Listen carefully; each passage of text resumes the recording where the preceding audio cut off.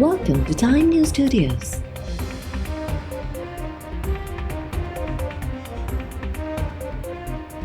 You are watching 9 PM Bulletin. रोड़ी में जागीरानी बिरादरी जे ॿिनि में झड़े दौरान ज़ख़्मी थियल वधीक हिकु ॼणो फोत मारिजी वयलनि जो अंगु 4 थी वियो। ॻोठ खुरम जागीरानी में खोरमाणी ऐं जाञाणी धुरनि में झड़े दौरान फायरिंग में मशगूल जागीरानी जाम जागीरानी ऐं इरशाद जागीरानी थड़े ते मारिजी विया हुआ। मोहम्मद साले ऐं अब्दुल मनान जागीरानी ज़ख़्मी थिया, जिन मां मोहम्मद साले ज़ख़्मनि जा सूर न सहंदे दॿ ॾिनो।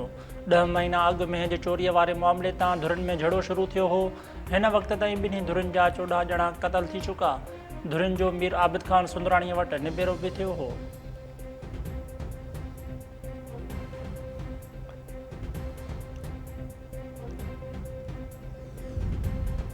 कचे जे धाड़ेलनि इंसानियत खे लॼाए छॾियो। कश्मीर भरिसां ईद ॾियारे ते मुग़वी मुंहं में गोलियूं हणी बेदर्जीअ सां क़तल। गेलपुर थाणे जे हद मीरकोश डोरो वटां लाश हथ। मक़तूल जी सुञाणप लाहौर वासी इक़बाल अहमद तौर थी। मक़तूल जे भाइटिए जावेद जो टाइम न्यूज़ सां राब्तो। जावेद चयो आहे त पैसा न आहिनि, सिंध कीअं अचूं। इंसानियत नाते चाचा जो लाश लाहौर उमाणे ॾियो। हुन चयो त रक्षा हलाए पेट गुज़र कंदो आहियां। चाची सिलाई करे घर हलाए थी, लाश वठण लाइ सिंध नथा अची सघूं। ठीक है जावेद भाई, अच्छा जावेद भाई मुझे ये बताएं कि लाश लेने आप क्यों नहीं आ रहे हैं जो इनके वर्षा हैं? जी देखिए जी, मैं आपको सही बताऊं ना, मैं ऑटो रिक्शा चलाता हूं, मैं बहुत गरीब हूं, इनकी फैमिली भी बहुत गरीब है। तो खुदा का वास्ता आपकी मेहरबानी, ये लाश आप किसी तरह भेज दो। उसके बच्चे रो रहे हैं, मेरी चाची रो रही है, वो कह रही है आपकी मेहरबानी किसी तरह खुदा का वास्ता सिंध हुकूमत को कहें कि हमारी लाश हम वापस भेजें, हम यहाँ से रिसीव कर लेते हैं। अच्छा, लाहौर से रिसीव कर लेते हैं। नहीं तो ये समझ लें कि खुदा आपकी नेकी है हमारे साथ, तो ये किसी तरह उस बेचारे की लाश भेजे, हम तो पहले ही बड़े परेशान हैं। कंदरकोट भरिसां पुलिस जे मुबैना मुक़ाबले में इनाम याफ़्ता धाड़ेल अब्दुल ख़ालिक भंगवार खे हिकु साथी समेत मारण जी दावा। हिकु जवाबदार गुल भंगवार ज़ख़्मी। धाड़ेलनि जी फायरिंग में एसएचओ गेलपुर शफ़ी भंगवार ऐं एहलकार जमालुद्दीन भंगवार ज़ख़्मी एसएचओ अस्पताल में टाइम न्यूज़ सां ॻाल्हाईंदे ॿुधायो त मामूल जे गश्त ते हुआ त धाड़ेलनि हमिलो कयो, जंहिं दौरान हू हिकु एहलकार समेत ज़ख़्मी थियो। पुलिस जे जवाबी फायरिंग में अब्दुल ख़ालिक भंगवार समेत 2 धाड़ेल मारिजी विया ऐं हिकु ज़ख़्मी थियो। धाड़ेल साथियुनि जा लाश खणी कचे तरफ़ रवाना थी विया। मारिजी वियल धाड़ेलनि ते सरकार तरफ़ां 25 लख रुपया इनाम रखियलु आहे ऐं जवाबदार पुलिस एहलकारनि जी शहादत, फुरलुट ऐं ज़मीनुनि ते कब्ज़े जे केसनि में घुर्बल हुआ।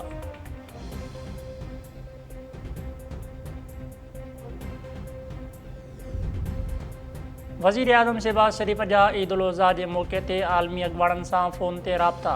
ईद जूं वाधायूं ऐं पाक भारत छिकताइण सबबि ख़िते में अमन जी सूरत हाल ते ॻाल्हियूं। वज़ीर आज़म कुवैत जे वली अहद शेख सबा अल ख़ालिद अल अहमद उल मुबारक, क़तर जे अमीर शेख तमीम बिन हमदुस्तानी, मलेशियन हम मनसब अनवर इब्राहिम ऐं मिस्र जे सदर अब्दुल फ़ताह अल सीसी सां राब्ता करे ईद जूं वाधायूं ॾिनियूं। राब्तनि दौरान वज़ीर आज़म पाक भारत छिकताइण घटाइण लाइ दोस्तनि मुल्कनि जे किरदार जी वाखाण कई। शहबाज शरीफ़ चयो आहे त भारतीय जारियत दुनिया ॾाढो वाइकी थी चुकी आहे। पाकिस्तान शुरू खां ख़िते में मुस्तक़िल अमन चाहे थो।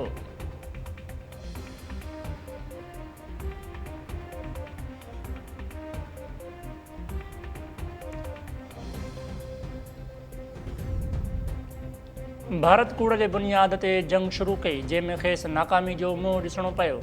ख़िते खे नेट सिक्योरिटी फ़राहम करण जी दावा कंदड़ भारत पंहिंजा जहाज़ बि न बचाए सघियो।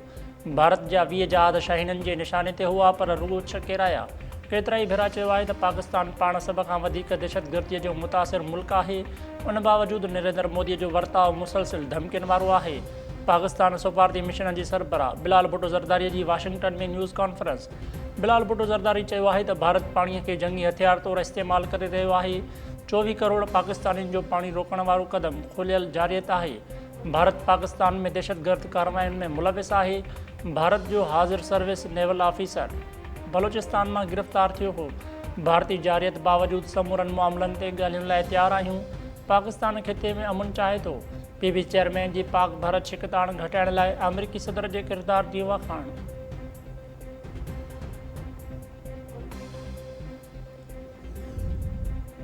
पाक फ़ौज कंहिं बि जारियत खे असराइती अंदाज़ में रोकण ऐं दुश्मन खे शिकस्त ॾियण लाइ मुकमल तौर ते तयारु आहे। Army chief field marshal Asim Munir जो कंट्रोल लाइन जे दौरे दौरान हथियारबंद फ़ौज जे ऑपरेशनल तयारियुनि ते इत्मीनान जो इज़हार। आसिम मुनीर चयो त कश्मीरी अवाम जे भारतीय कब्ज़े ख़िलाफ़ जाइज़ ऐं बहादुर जदोजहद खे कॾहिं बि फरामोश नथो करे सघिजे। ISPR मूजिबि फील्ड मार्शल आसिम मुनीर अॻियनि मोर्चनि ते मुक़रर जवाननि सां गॾु ईद नमाज़ अदा कई ऐं मुल्क में अमुन ऐं इस्तेहकाम लाइ दुआ घुरी वई।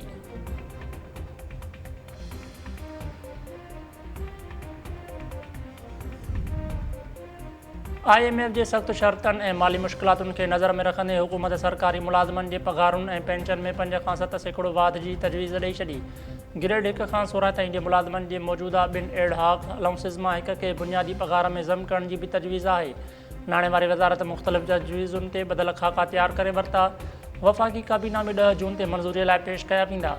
पघारुनि ऐं पेंशन में वाध जे लाॻत जो बि काथो लॻायो वियो आहे। ईंदड़ माली साल जे वफ़ाक़ी बजट जो मजमूई काथो 17.5 ट्रिलियन रुपया तजवीज़ कयो वियो आहे, जेको मौजूदा साल जे 87 ट्रिलियन रुपयनि जे मुक़ाबले में घटि आहे।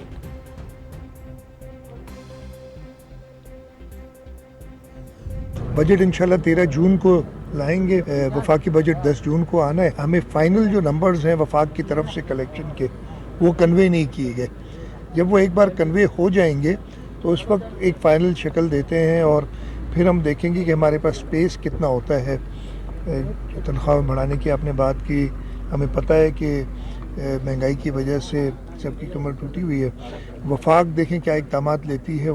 हेस्को, सेप्को और की इलेक्ट्रिक, ये तीनों इदारे बिल्कुल नाकाम हो चुके हैं। ख़ास तौर पे सेप्को सबसे पहले और उसके बाद हेस्को, इन्होंने तो एक ऐसा माहौल पैदा कर दिया 18 से 20 घंटे की लोड शेडिंग हो रही है। वफाक से हमारी बात चल रही है और हम शायद इन इदारों को एक पब्लिक प्राइवेट पार्टनरशिप में चलाने के लिए चेयरमैन साहब ने एक हमें टास्क दिया है कि इस पे काम करें। उस पे काम चल रहा है।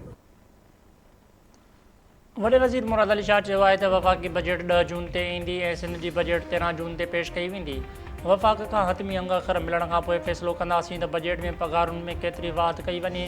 अबाणे ॻोठ वाड़ में मीडिया सां ॻाल्हाईंदे वॾे वज़ीर चयो त सेप्को, हेस्को ऐं के इलेक्ट्रिक नाकाम थी विया आहिनि। 18 खां 20 कलाक जी लोड शेडिंग थी रही आहे। वफ़ाक़ सां ॻाल्हियूं हली रहियूं आहिनि। थी सघे थो त सेप्को, हेस्को ऐं के इलेक्ट्रिक खे पब्लिक प्राइवेट पार्टनरशिप तहत हलायूं। PB चेयरमैन हिदायतूं ॾिनियूं आहिनि त उन ते कमु हली रहियो आहे।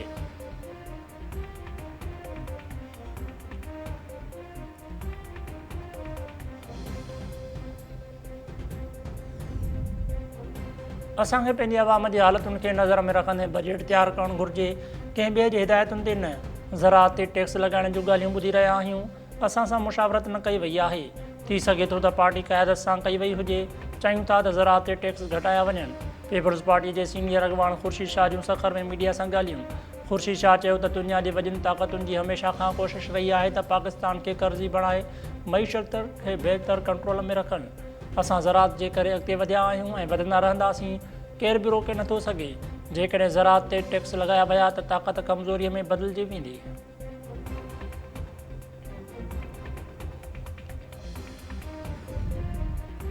PTI जेका तहरीक हलाइण वञी रही आहे उन सां खेसि को बि फ़ाइदो न थींदो।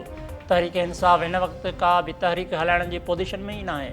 वज़ीर आज़म जे सियासी सलाहकार राणा सनाउल्लाह चयो आहे त बहितर हूंदो त मुख़ालिफ़ धुर वज़ीर आज़म शहबाज़ शरीफ़ जे ॻाल्हियुनि वारी आर्च खे क़बूल करे।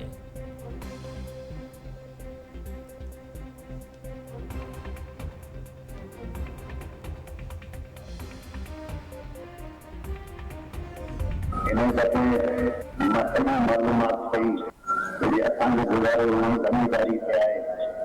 किथे पाणी हो किथे न हो, जंहिं वटि माल हो कौम या बकरी उहो अञा सुठी आहे। बाक़ी जंहिं ज़मीदारी ते हलियो उहो तकलीफ़ में आहे। पंहिंजे क्लाइमेट चेंज, मौसम जी तब्दीली जे करे काई ख़बर नथी पए। कंहिं महिल बारिश थींदी, कंहिं महिल न थींदी। मौसम पंहिंजो बदिली वियो आहे। पाणी में हर साल कमी थी थींदी वञे। अगरि तव्हां माल रस्तनि सां पासे मां गुज़ार ठाहींदो तव्हांजे ॿारनि जे ज़हन में हाणे काई वियो बाबा माण्हू खे चवनि फौज असांजी आहे।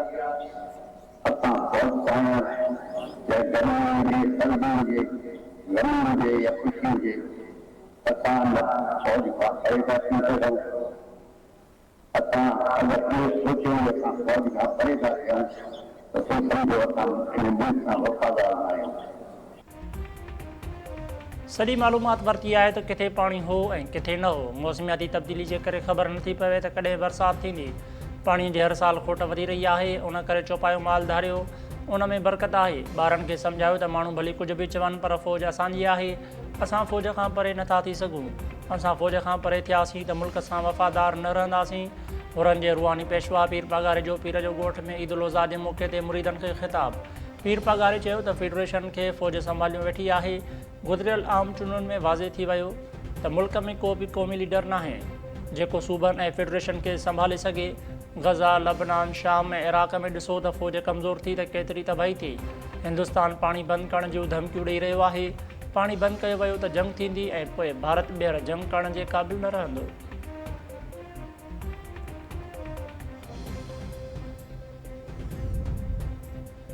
ऐं सॼे मुल्क में ईद उल अज़हा मज़हबी जोश ऐं जज़्बे सां मल्हाई पई वञे।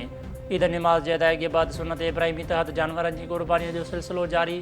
सदर आसिफ अली ज़रदारी ऐवान सदर में ईद नमाज़ अदा कई। वज़ीर आज़म शहबाज शरीफ़ लाहौर जे मॉडल टाउन जे मस्जिद में ईद नमाज़ अदा कई। मुल्की तरक़ी ऐं ख़ुशहालीअ लाइ दुआऊं घुरियूं वयूं। सीनेट चेयरमैन यूसुफ रज़ा गिलानी मुल्तान, वॾे वज़ीर मुराद अली शाह गढ़ी ख़ुदा बख़्श भुट्टो में ईद नमाज़ अदा कई।